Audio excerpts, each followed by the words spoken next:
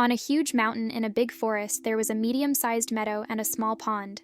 In this small pond lived Terrance, the turtle, and his two best buddies, Sam and Sally Swan.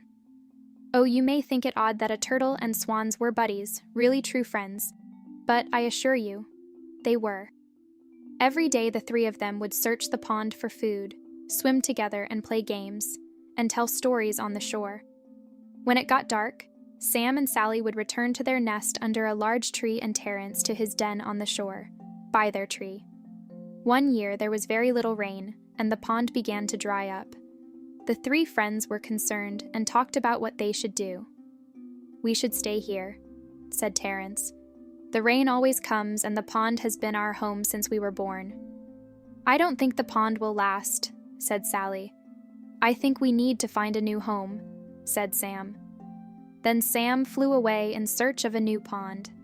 After several days, Sam returned to find the pond almost dry and his friends not doing well at all. "Sam!" Terrance shouted excitedly. "We are so glad to see you. The pond is almost dry. Sally is hungry and scared, and my shell is starting to crack.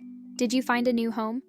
"Yes," said Sam. "It is beautiful but very far away, and I don't know how you will get there." The three talked for a long time. Then Terrance said, "I will stay here and dig deep into my den, and the two of you, my true friends, fly to your new home." "No," shouted Sally. "We will all go." "There has to be a way," said Sam. The three sat under the bright sun in silence, thinking of a way to get to the faraway pond. "I know how to do it," shouted Terrance. "See that stick?" he said to Sam. "Sally and you will each take an end in your bill, and I will bite it in the middle. Then you can fly to our new home while I hang on to the stick. We can all be together." Again the three sat in silence, thinking about Terrance's idea. "It will work," said Sally. "I agree," said Terrance. "Maybe," said Sam. Sam looked at Terrance and Sally for a few minutes and said, "Yes, I think it will work, but none of us can talk or open our mouths no matter what. Does everyone understand? Does very one agree?" "Yes," said Sally. "I agree too," said Terrance. "Terrance," Sam firmly said, "it is most important that you do not talk or open your mouth. Remember, you can't fly."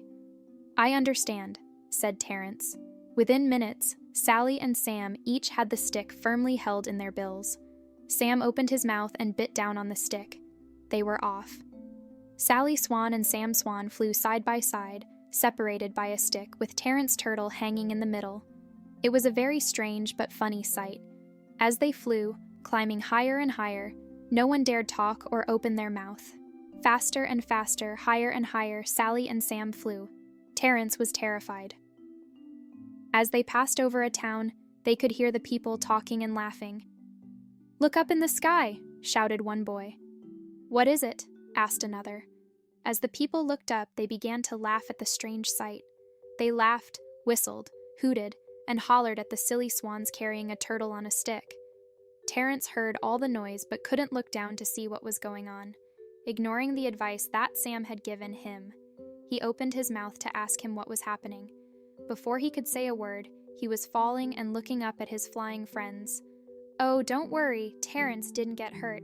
You see, they were close enough to their new home, so Terrance fell into the big, deep pond. But not listening to his true friend could have ended it differently for him.